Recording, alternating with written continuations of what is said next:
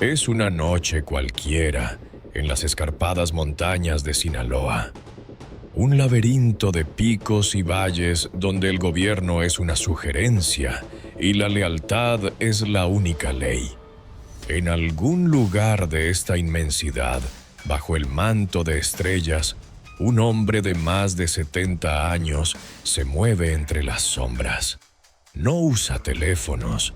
No duerme en el mismo lugar 2 noches seguidas y su rostro, rara vez fotografiado, se ha convertido en un mito.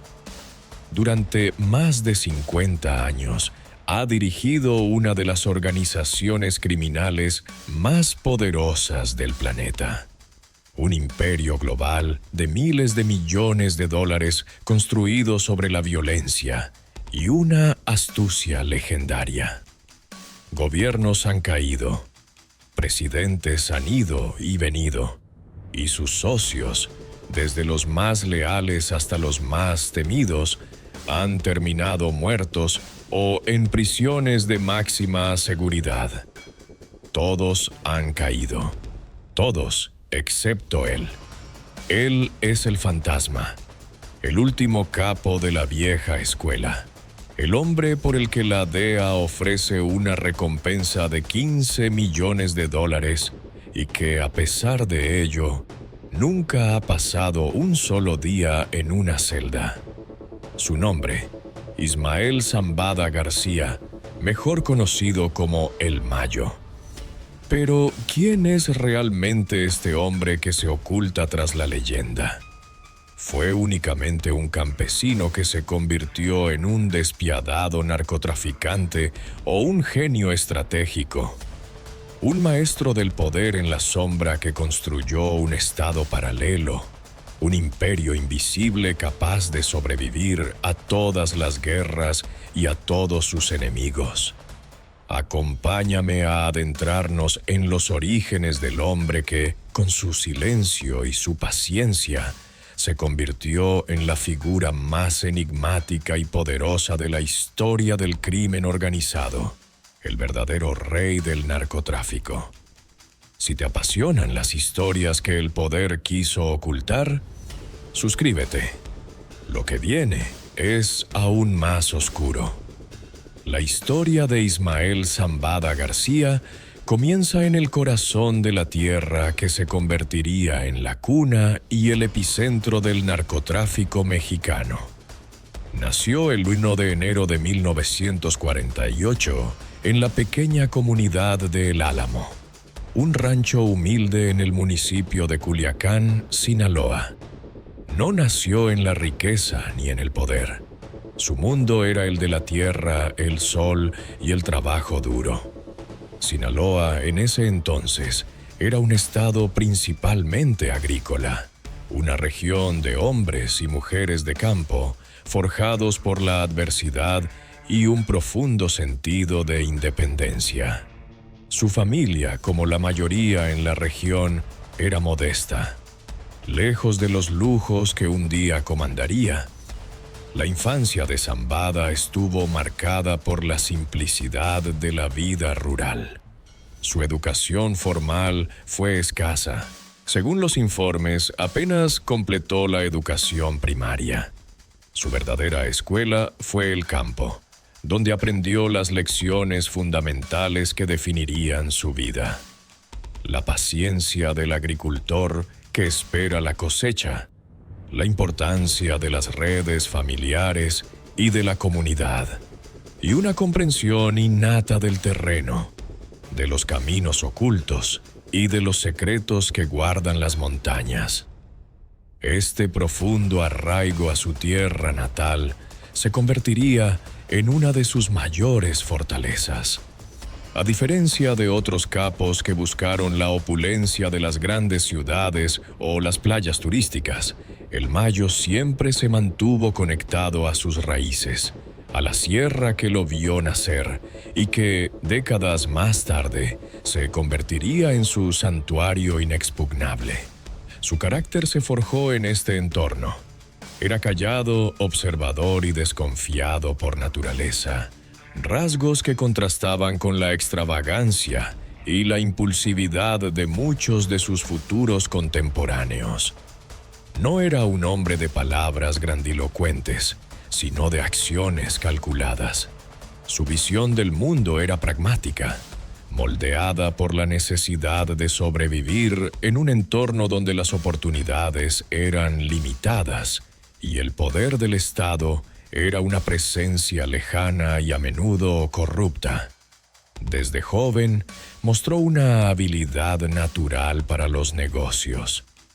Antes de que la palabra narcotráfico se convirtiera en sinónimo de Sinaloa, la región ya era un centro de contrabando. La proximidad con la frontera de Estados Unidos y la geografía accidentada la hacían ideal para todo tipo de comercio ilícito. Zambada comenzó su carrera criminal de manera modesta, no con grandes cargamentos de droga, sino con pequeñas operaciones de contrabando y actividades delictivas a nivel local. Se ganó una reputación de ser confiable, discreto y, sobre todo, inteligente. Sabía cómo mover mercancías, cómo negociar y, lo más importante, cómo construir relaciones. Estas primeras experiencias fueron su aprendizaje, la base sobre la que construiría su vasto imperio. Aprendió que la lealtad era un activo más valioso que el dinero y que la violencia era una herramienta que debía usarse con precisión quirúrgica, no de manera indiscriminada. Mientras otros jóvenes de su generación buscaban una salida en la migración o en el trabajo honesto pero mal pagado, Zambada vio una oportunidad en el caos y en la debilidad del Estado. No fue una decisión impulsada por una maldad inherente, sino por una ambición fría y una evaluación realista de su entorno. En el Sinaloa de los años 60 y 70, el camino hacia la riqueza y el poder no pasaba por las universidades ni por las oficinas gubernamentales. Pasaba por los caminos de tierra de la sierra y las redes clandestinas que desafiaban la ley. El joven campesino de El Álamo estaba a punto de recorrer ese camino, transformando su conocimiento de la tierra y de su gente en las herramientas para construir una de las organizaciones criminales más duraderas y sofisticadas de la historia. El ascenso de Ismael Zambada no fue meteórico, sino una escalada paciente y metódica a través de las filas del crimen organizado. Su transición del contrabando a pequeña escala al mundo del narcotráfico a gran escala se produjo bajo la tutela de los pioneros del negocio en Sinaloa. En la década de 1970, el mercado de las drogas en Estados Unidos estaba en plena expansión y los traficantes mexicanos comenzaron a darse cuenta del potencial económico de la marihuana y, más tarde, de la cocaína.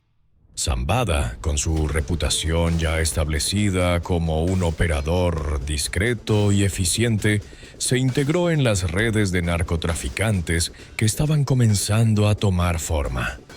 Su primer mentor significativo fue Pedro Avilés Pérez, conocido como el León de la Sierra, considerado uno de los primeros grandes capos de la droga en México. Avilés fue un innovador. Fue uno de los primeros en utilizar aviones para contrabandear droga a Estados Unidos, transformando una industria artesanal en una operación logística a gran escala. Bajo el ala de Avilés, Zambada no era un pistolero ni un sicario. Su valor residía en su cerebro. Se especializó en la logística, en la coordinación de los envíos, en asegurar las rutas y en corromper a las autoridades. Era el hombre detrás de escena, el engranaje silencioso que hacía que la maquinaria funcionara. La muerte de Avilés en un tiroteo con la policía en 1978 no detuvo el negocio.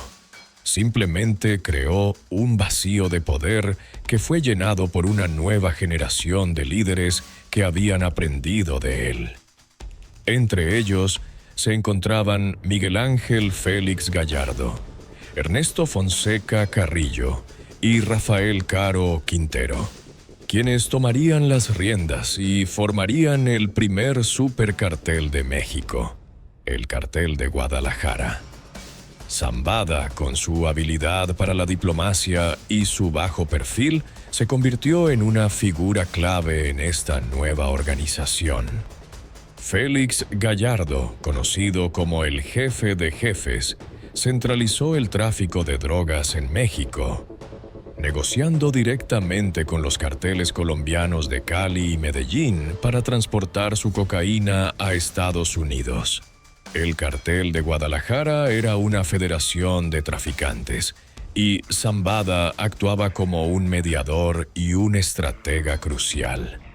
Su principal función era la de un enlace, un hombre de confianza que podía negociar entre las diferentes facciones y asegurar que el negocio fluyera sin interrupciones.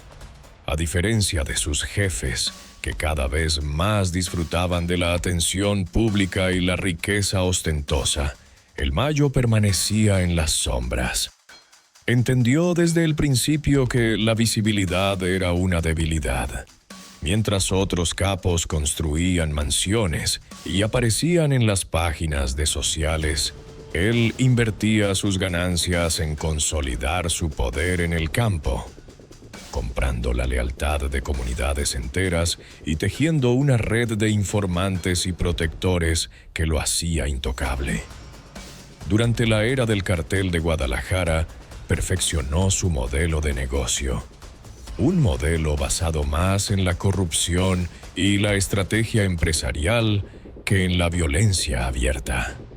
Se dio cuenta de que un soborno a tiempo a un comandante de la policía o a un político era mucho más efectivo y menos costoso que una guerra. Esta filosofía lo distinguiría de muchos de sus contemporáneos y sería la clave de su increíble longevidad.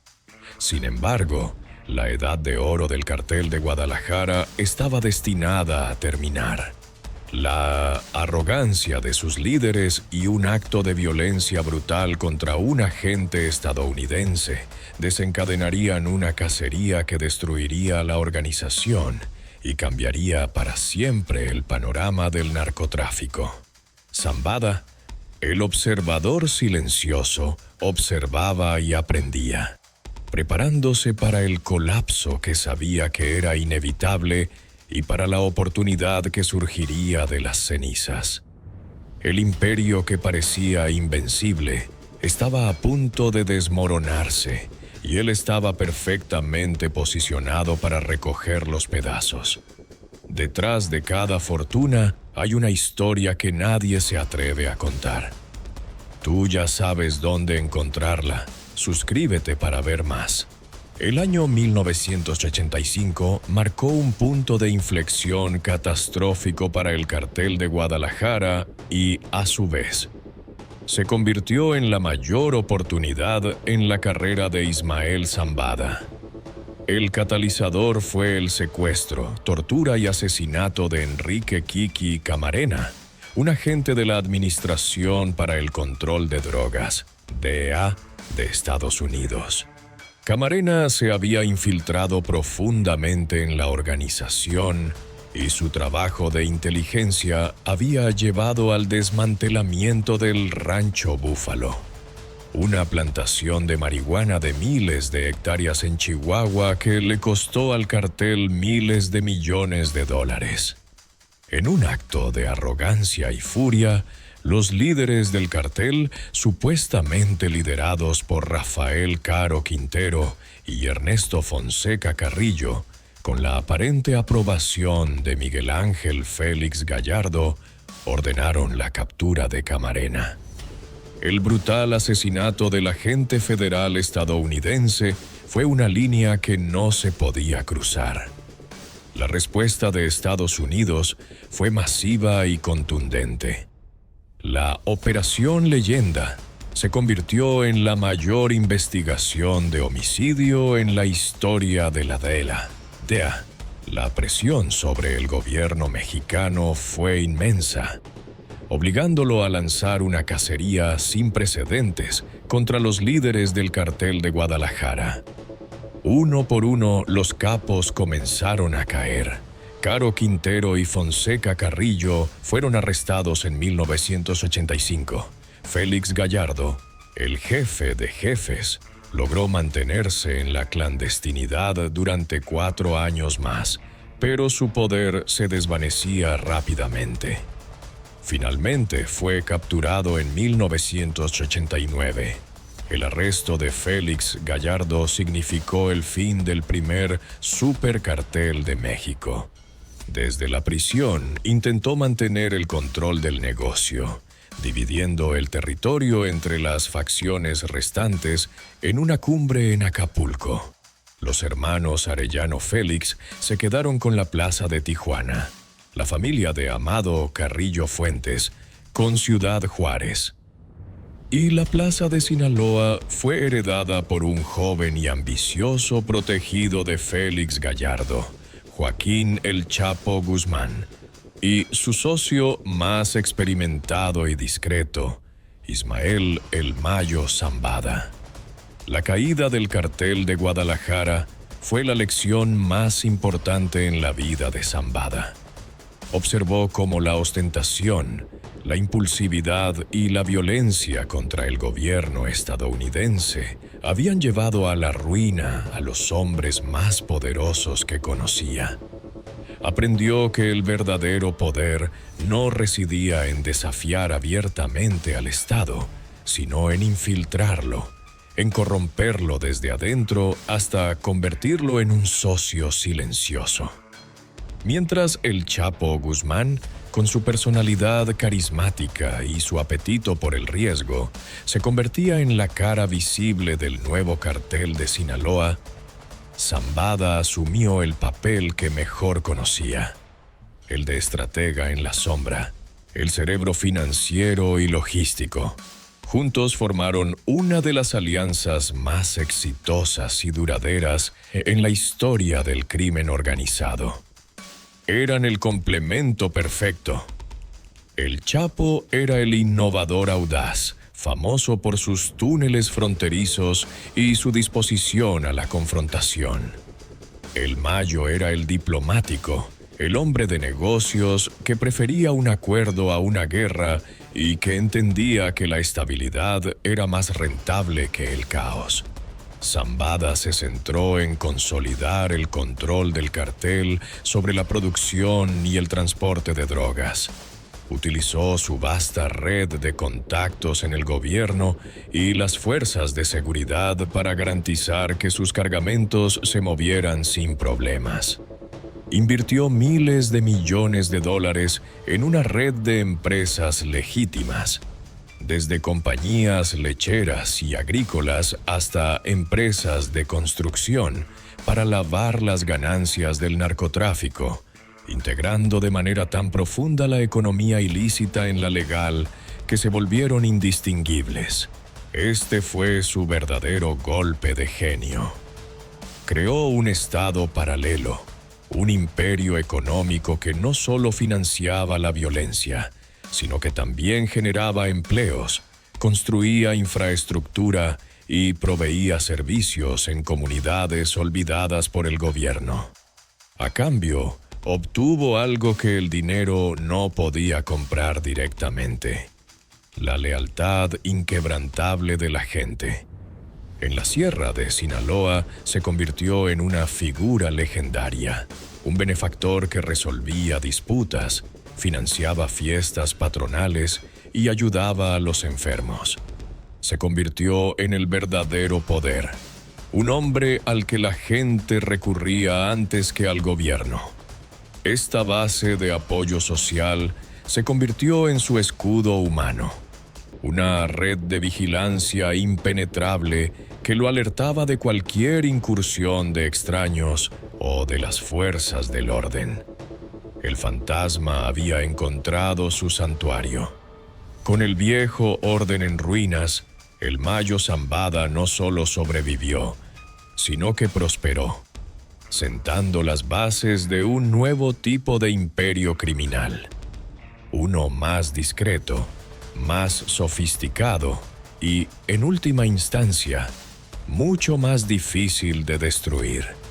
La década de 1990 fue testigo de la consolidación del Cartel de Sinaloa como la organización de narcotráfico dominante en México, y la estrategia de Ismael Zambada fue fundamental para este ascenso. Mientras Joaquín El Chapo Guzmán se ganaba los titulares con sus espectaculares fugas y su estilo de vida audaz, Zambada se dedicaba a perfeccionar la maquinaria del cartel, transformándola en una corporación multinacional del crimen. Su genio no residía en la invención de nuevos métodos de violencia, sino en la aplicación de principios empresariales sólidos a una industria ilegal. Zambada entendió que el núcleo del negocio era la logística. Supervisó la creación de una red de transporte global que empequeñecía a las de muchas corporaciones legítimas. El cartel de Sinaloa no se limitó a mover cocaína de Colombia a Estados Unidos. Diversificó su portafolio de productos para incluir metanfetaminas, heroína y marihuana, y expandió sus mercados a Europa, Asia y Australia.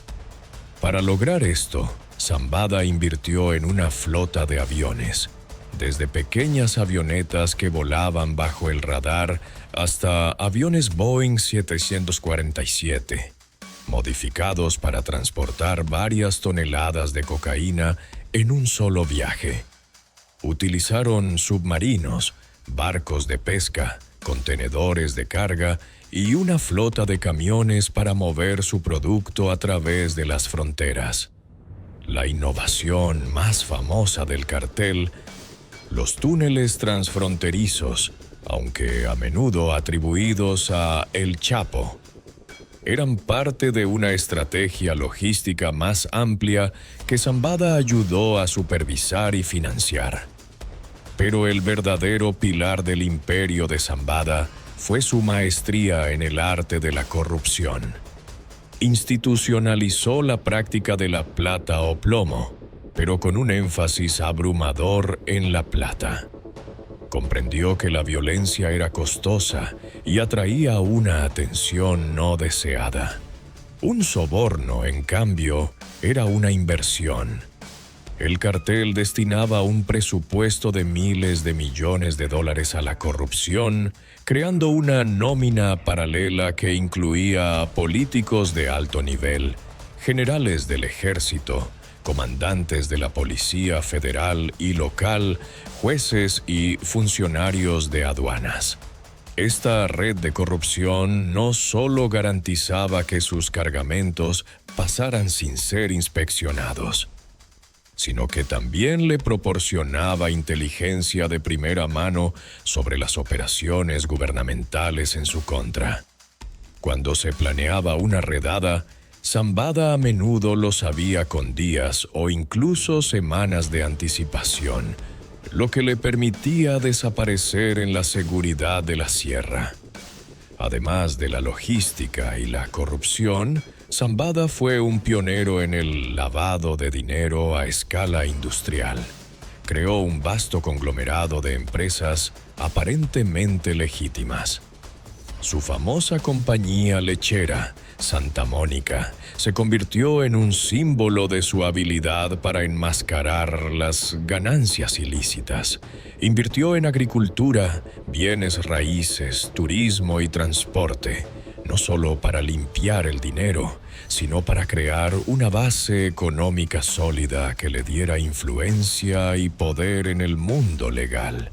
Estas empresas generaban empleos y contribuían a la economía local, lo que borraba aún más la línea entre el benefactor y el criminal, haciendo que gran parte de la sociedad sinaloense dependiera, directa o indirectamente, de su imperio. Esta estrategia empresarial lo diferenció de sus rivales. Mientras los hermanos Arellano Félix en Tijuana se deleitaban con una cultura de violencia extravagante y notoriedad pública, Zambada predicaba la discreción. Instruía a sus hombres para que evitaran los enfrentamientos innecesarios y mantuvieran un perfil bajo. Su objetivo no era gobernar a través del miedo, sino a través de la influencia y la interdependencia económica. Sin embargo, esta preferencia por la paz no significaba que fuera débil. Cuando el negocio lo requería, el cartel de Sinaloa demostró una capacidad para la violencia tan brutal como la de cualquiera de sus enemigos.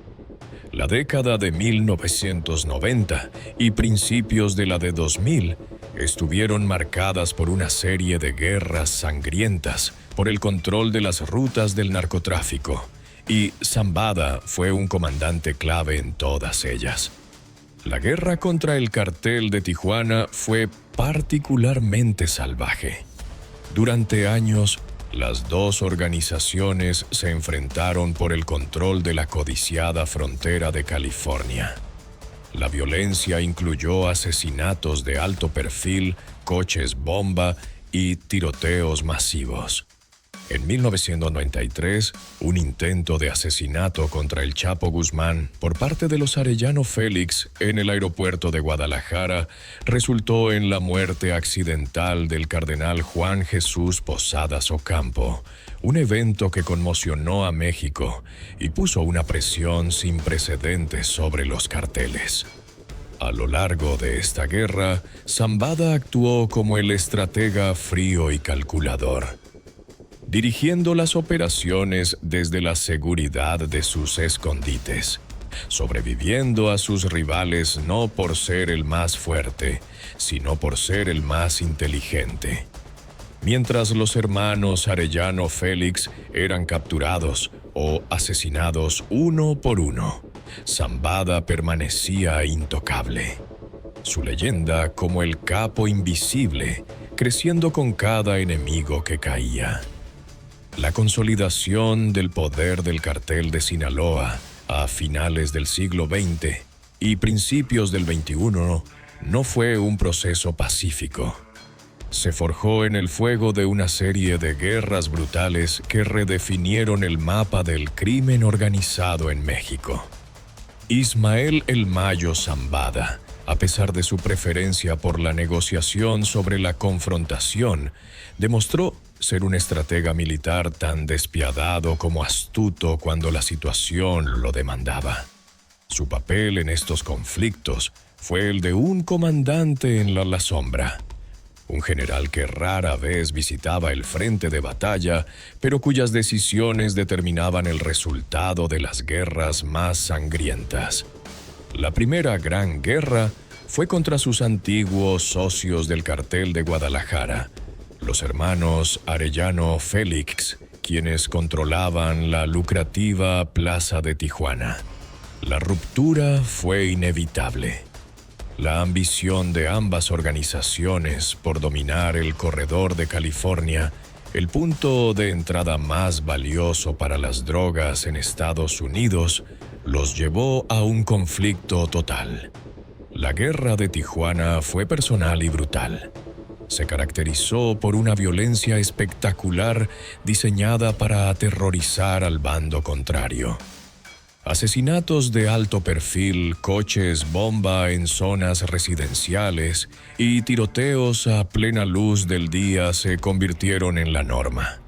Zambada, junto a El Chapo, orquestó la ofensiva de Sinaloa. Utilizaron su vasto poder financiero para reclutar sicarios y corromper a las autoridades en Baja California, erosionando el poder de los Arellano Félix desde adentro.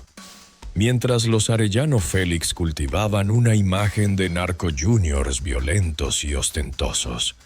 Zambada y Guzmán operaban con una lógica más estratégica. Sobrevivieron a la guerra no solo por su capacidad militar, sino también por su paciencia. Esperaron a que sus enemigos cometieran errores, a que la presión del gobierno y la DEA los debilitara. Y así fue. Con el tiempo, los principales líderes del cartel de Tijuana fueron cayendo. Ramón Arellano Félix fue asesinado en 2002 y su hermano Benjamín fue arrestado semanas después. La guerra dejó miles de muertos, pero al final el cartel de Sinaloa salió fortalecido, consolidando su influencia en la frontera.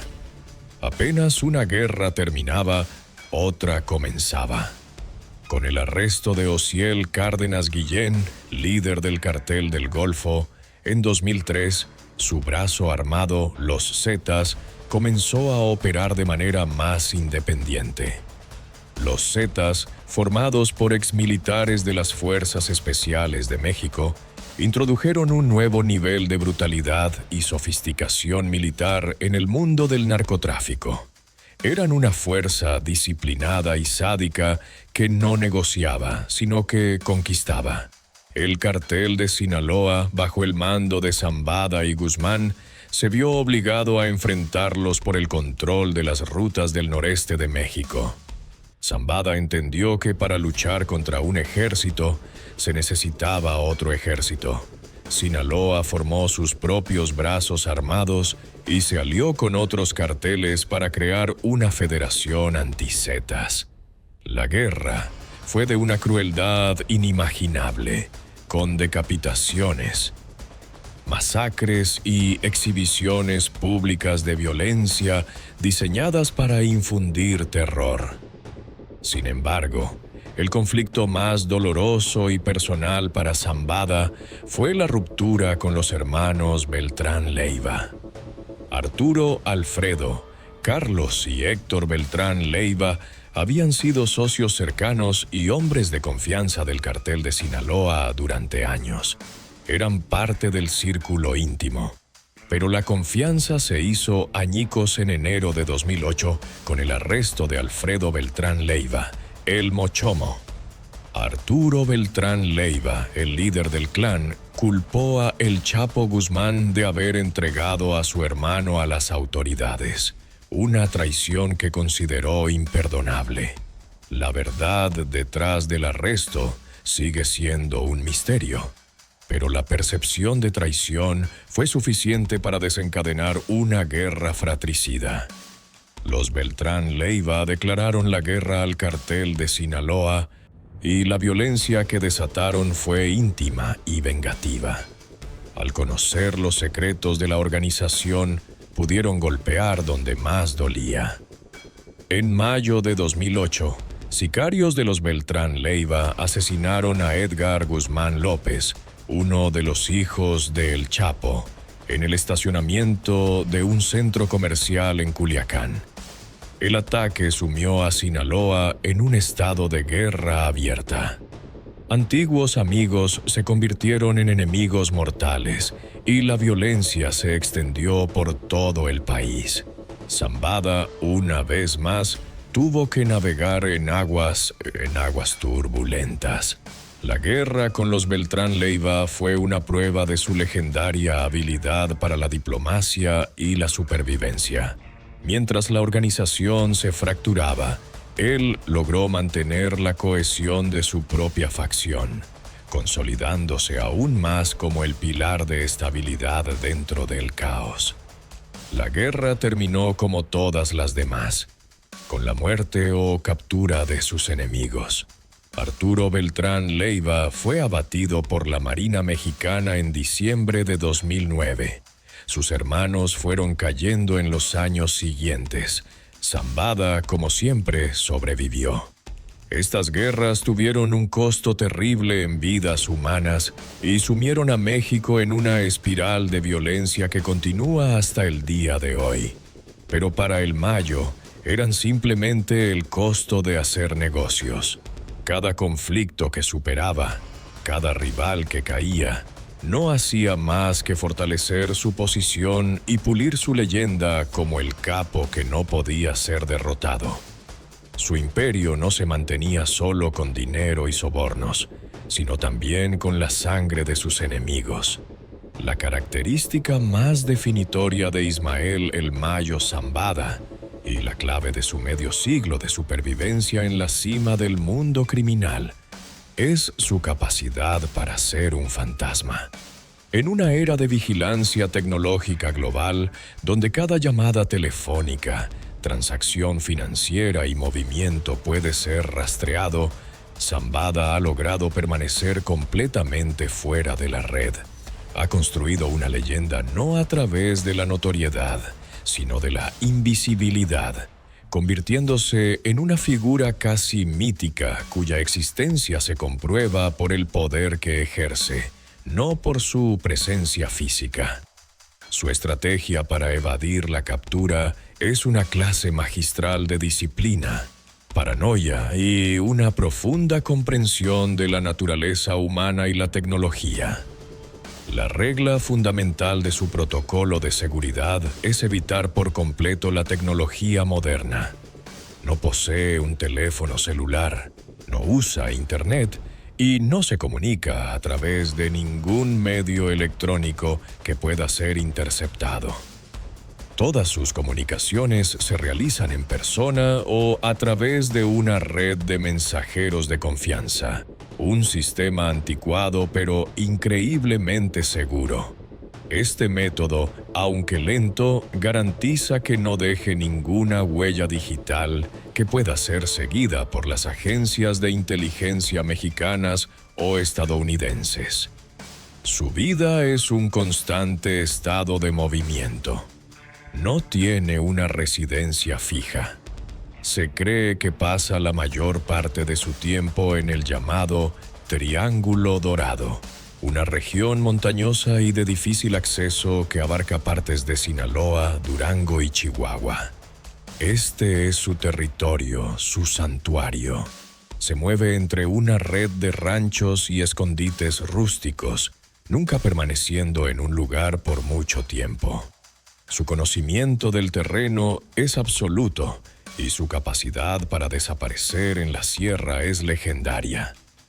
Se dice que puede caminar durante días por las montañas, viviendo de la tierra, una habilidad que se remonta a sus orígenes como campesino. Este estilo de vida espartano contrasta fuertemente con el de otros capos que han sido capturados debido a su debilidad por el lujo. Mientras el Chapo Guzmán fue localizado en parte por su deseo de contactar a actrices para una película biográfica o por su necesidad de estar cerca de su familia en entornos urbanos, Zambada ha renunciado a todas esas comodidades. Su vida es la de un fugitivo perpetuo, pero un fugitivo que es rey en su propio dominio.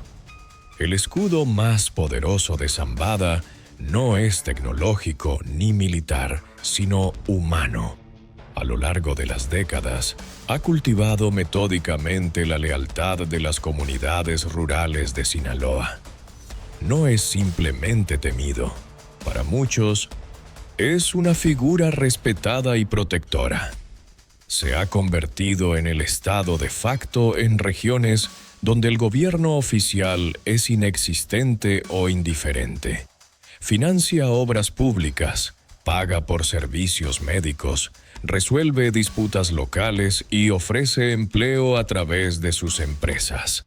Esta forma de clientelismo crea una deuda de gratitud y una red de protección impenetrable. Los habitantes de la sierra son sus ojos y oídos.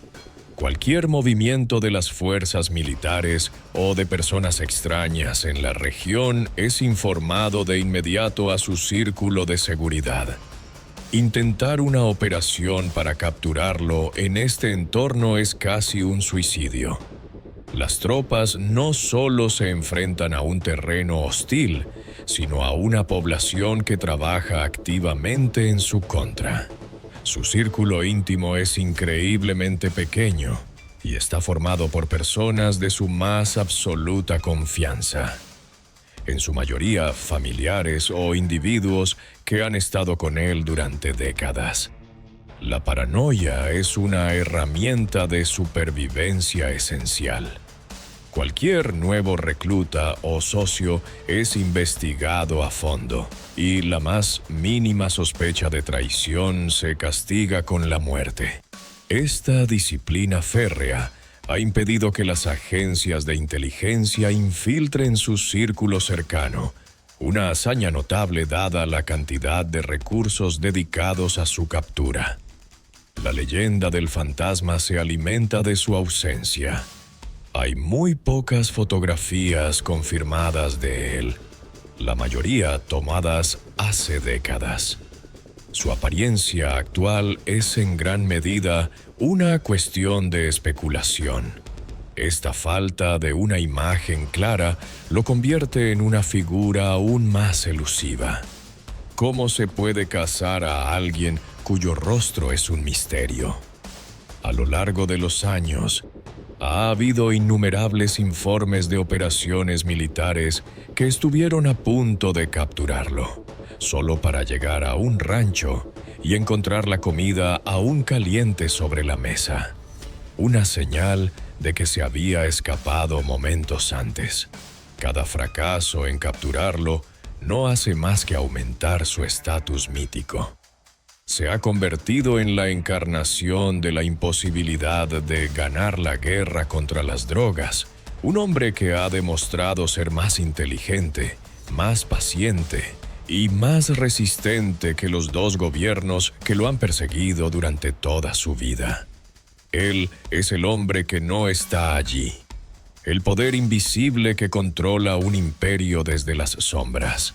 A pesar de su legendaria habilidad para evadir la captura y proteger su imperio, la vida de Ismael Zambada ha estado marcada por un profundo costo personal.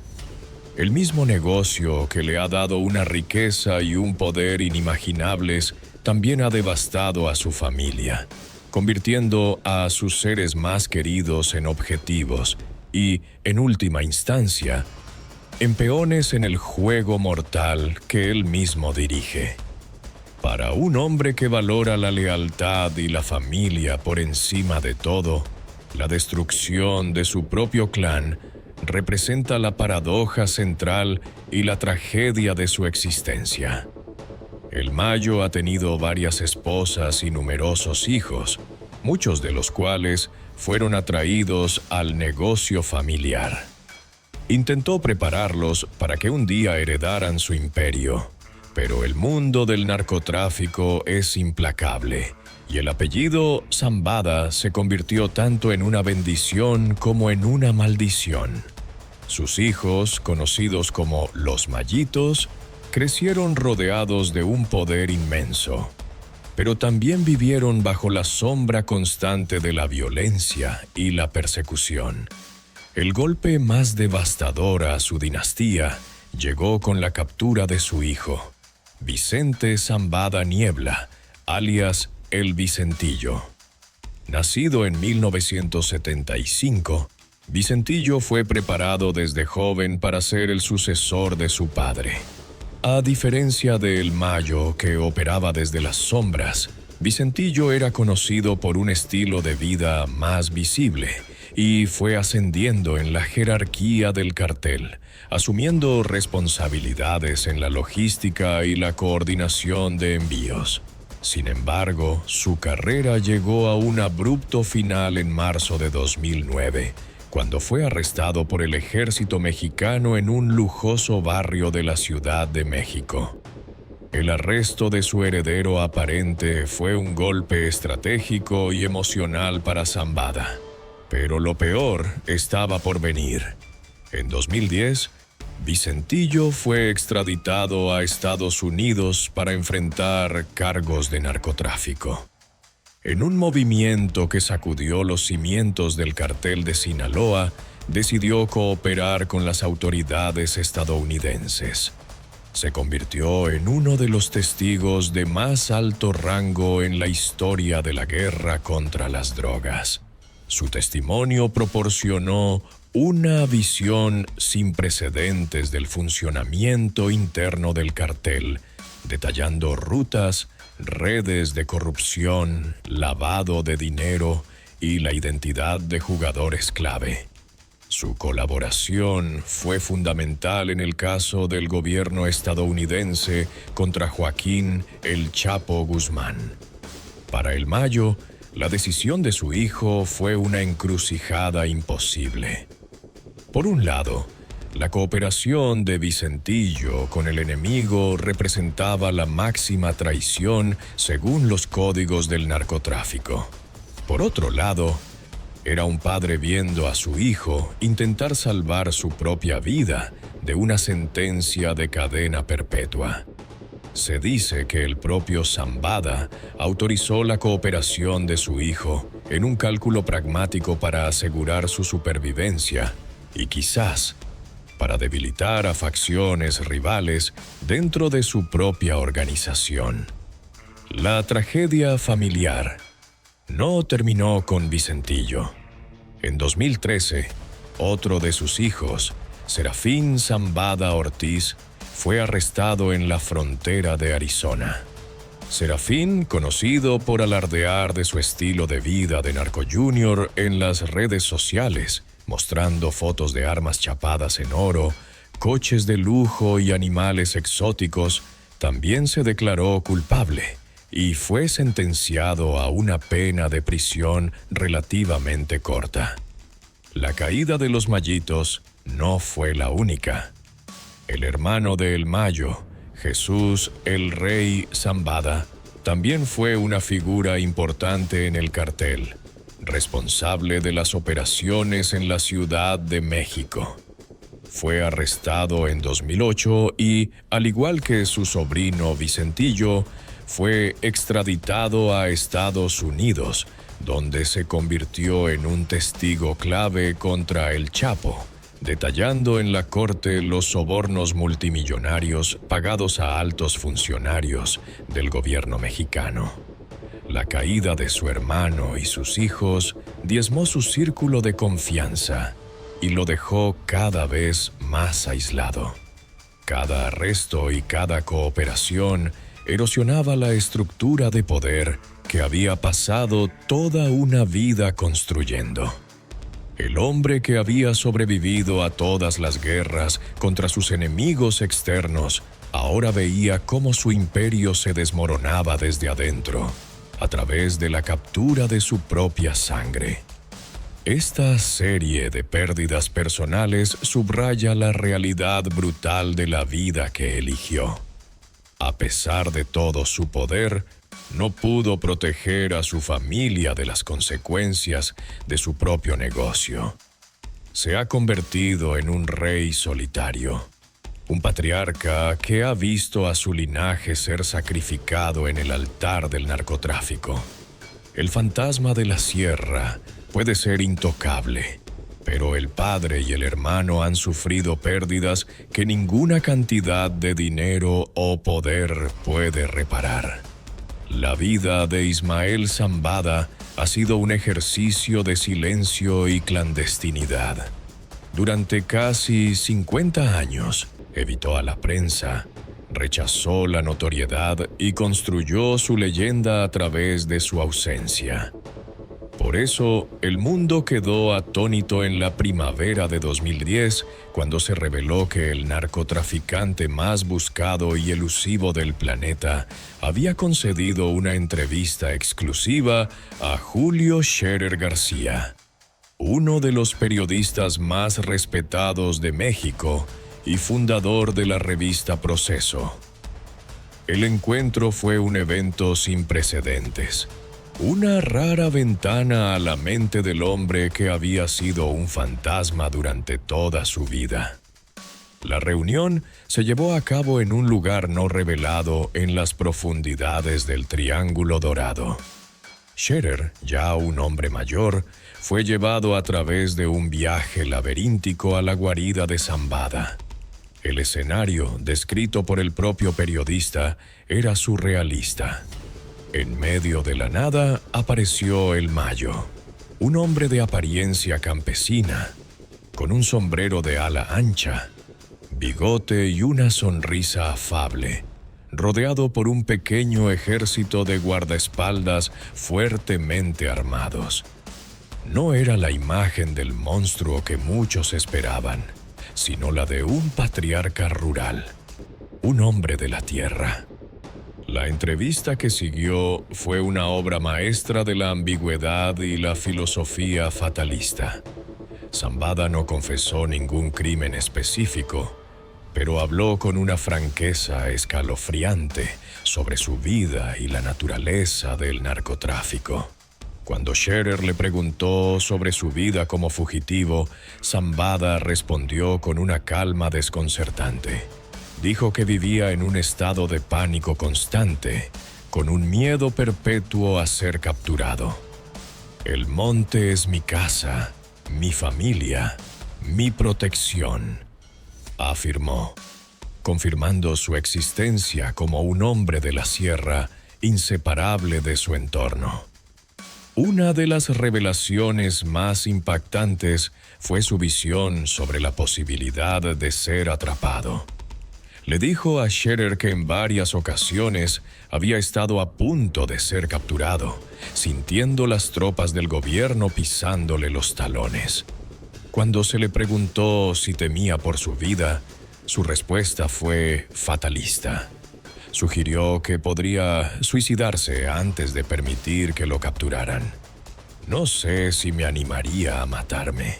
Quisiera pensar que sí, que me mataría, confesó, revelando la profundidad de su determinación a nunca pisar una cárcel. Quizás el momento más significativo de la entrevista fue su análisis sobre la guerra contra las drogas. Con la sabiduría de un hombre que ha estado en el centro del negocio durante toda su vida, declaró que la guerra era una causa perdida. El problema del narco envuelve a millones. ¿Cómo dominarlos? En cuanto a los capos, encerrados, muertos o extraditados, sus reemplazos ya andan por ahí. Con esta frase resumió la futilidad de la estrategia de descabezamiento de los carteles. Argumentó que el narcotráfico no era un problema de individuos, sino un problema estructural. Un mercado global impulsado por una demanda insaciable y arraigado en la corrupción y la pobreza. El narco está en la sociedad, arraigado como la corrupción, sentenció.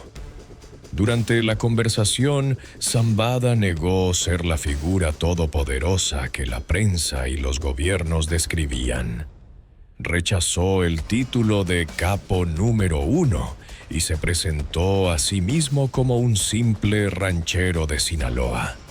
Esta humildad calculada era parte de su estrategia, una forma de minimizar su propia importancia y presentarse no como el origen del problema, sino como una consecuencia de él.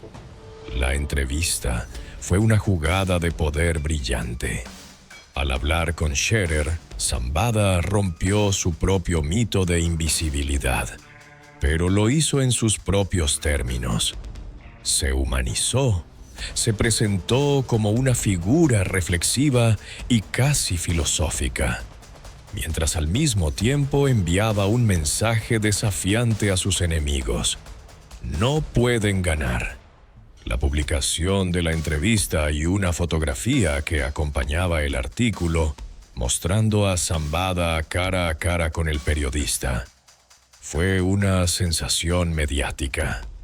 Para el gobierno mexicano fue una humillación, una prueba de que el hombre más buscado del país podía recibir a periodistas en su territorio con total impunidad. Para el mundo fue una visión única y perturbadora del hombre que, desde las sombras, había dominado el comercio de drogas durante más tiempo que nadie en la historia. El fantasma había hablado, y sus palabras resonaron como un veredicto sombrío sobre una guerra sin fin. La captura y posterior extradición y condena de Joaquín El Chapo Guzmán, quien fuera su socio durante décadas, marcó el final de una era y el comienzo del reinado indiscutible de Ismael El Mayo Zambada. Con El Chapo fuera de escena, confinado de por vida en una prisión de máxima seguridad en Estados Unidos, Zambada se convirtió en el último de los grandes capos de la vieja escuela. El patriarca solitario de un imperio en constante evolución. A su avanzada edad, asumió el control total del cartel de Sinaloa, una organización que, a pesar de los golpes recibidos, seguía siendo una de las más poderosas y rentables del mundo. Su liderazgo en la era post-Chapo se ha caracterizado por un retorno a sus principios fundamentales: discreción, estrategia empresarial y una aversión al tipo de notoriedad que finalmente llevó a la caída de su socio. Bajo su mando, el cartel ha adoptado un perfil más bajo, evitando las confrontaciones espectaculares y centrándose en el negocio. Zambada ha actuado como el presidente de la junta directiva de una vasta federación de células semiautónomas, mediando en disputas, forjando alianzas y asegurando que el flujo de drogas y dinero continúe sin interrupciones. Sin embargo, el panorama del crimen organizado en México ha cambiado drásticamente. El Mayo ya no se enfrenta a los rivales de antaño. Una nueva generación de organizaciones criminales, más violentas y fragmentadas, ha surgido para desafiar la hegemonía de Sinaloa. El principal de estos nuevos enemigos es el Cartel Jalisco Nueva Generación, CJNG, liderado por Nemesio Oseguera Cervantes, el Mencho. El CJNG, conocido por su brutalidad extrema y su descarado desafío al Estado mexicano, ha librado una guerra sangrienta contra el cartel de Sinaloa por el control de rutas clave y territorios en todo el país. Esta nueva guerra ha obligado a Zambada a adaptarse una vez más. A pesar de su edad, ha tenido que dirigir una defensa militar de su imperio, enfrentándose a un enemigo que no respeta los viejos códigos y que utiliza el terror como su principal herramienta. La lucha contra el CJNG es una prueba de la resistencia del modelo de negocio de Zambada frente a una nueva y más caótica forma de criminalidad. El otro gran desafío para Zambada es la cuestión de la sucesión. Con sus principales hijos capturados o cooperando con las autoridades, la línea de herencia de su imperio se ha roto. Esto ha creado en Aya una dinámica de poder inestable dentro del propio cartel de Sinaloa. Una facción importante del cartel está ahora controlada por los hijos de El Chapo, conocidos como los Chapitos.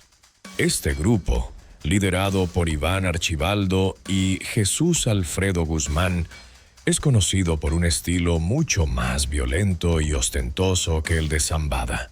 Aunque formalmente son parte del mismo cartel, existen tensiones constantes entre la vieja guardia de El Mayo y la facción más joven y agresiva de los Chapitos. Zambada, el diplomático, ha tenido que usar toda su experiencia para mantener la frágil paz interna y evitar que una guerra civil destruya la organización desde adentro. Su papel es el de un árbitro, un poder estabilizador en un mar de ambiciones conflictivas. Pero la pregunta que todos se hacen es: ¿qué pasará cuando El Mayo ya no esté? Su figura es el pegamento que mantiene unida a la Federación de Sinaloa. Sin su liderazgo, es muy probable que el cartel se fragmente en una serie de facciones en guerra, lo que desataría una nueva ola de violencia aún más intensa. El futuro del narcotráfico en México está intrínsecamente ligado al destino de este hombre. Mientras tanto, la cacería continúa. A pesar de su edad, sigue siendo uno de los hombres más buscados por el gobierno de Estados Unidos.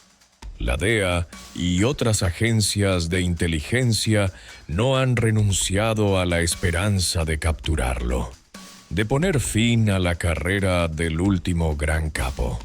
La recompensa por su cabeza sigue en pie. Un recordatorio constante de que, aunque sea un rey en su dominio, sigue siendo un fugitivo. El Mayo Zambada, en el ocaso de su vida, se encuentra en una posición paradójica. Es más poderoso que nunca, el líder indiscutible de un imperio global. Pero también es más vulnerable, un hombre mayor que enfrenta amenazas externas de una nueva generación de rivales y luchas internas por la sucesión de su trono. El fantasma de la sierra sigue eludiendo a sus cazadores, pero el tiempo es un enemigo que ni siquiera él puede derrotar. Su reinado está llegando a su fin, y el caos que podría seguir amenaza con ser su legado más duradero. Ismael el Mayo Zambada es más que un narcotraficante. Es una institución, un enigma viviente que encarna las contradicciones y los fracasos de la guerra contra las drogas.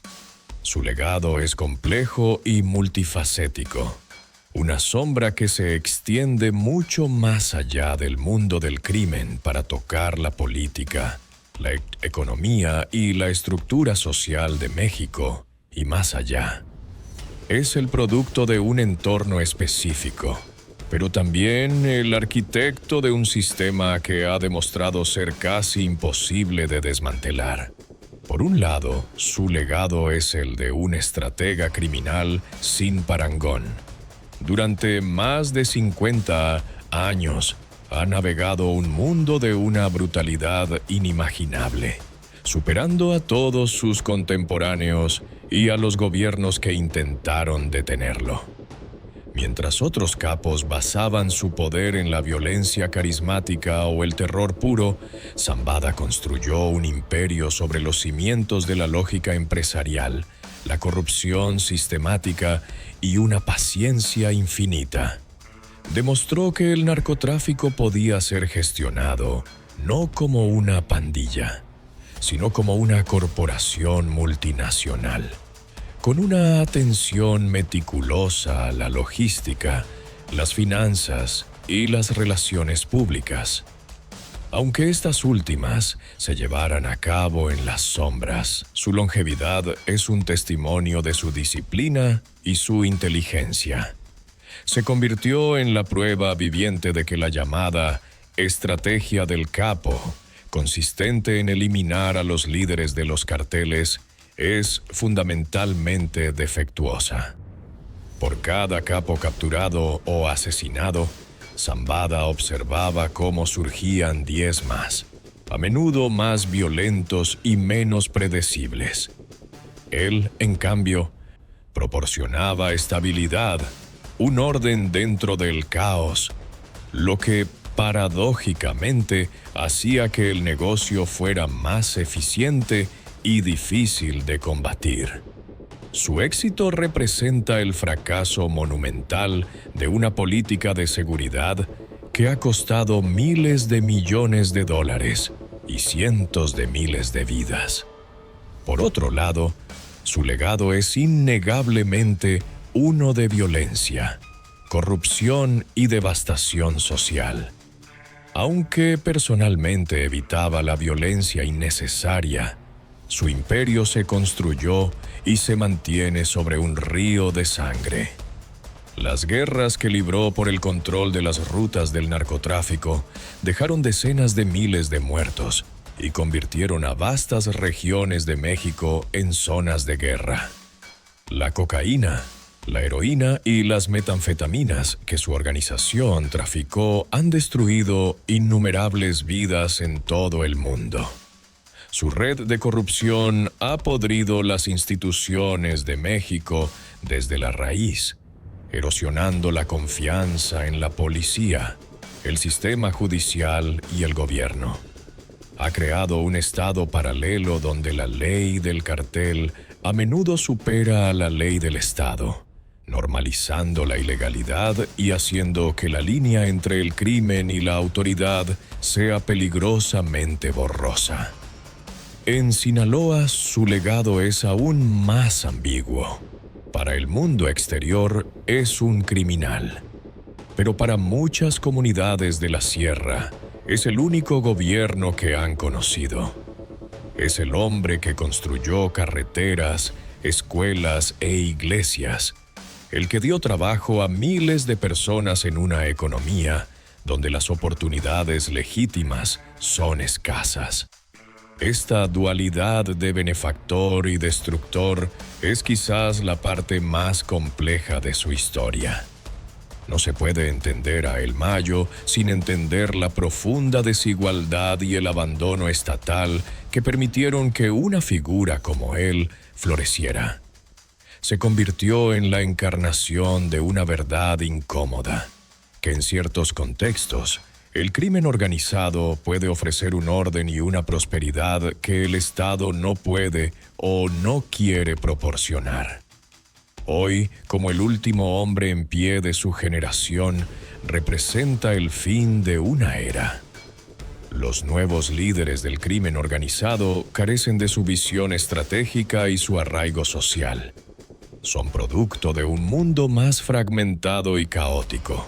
Un mundo que él mismo ayudó a crear. Su eventual desaparición, ya sea por captura o por muerte natural, no significará el fin del narcotráfico. Por el contrario, es probable que desate una lucha de poder sangrienta que desestabilice aún más a México.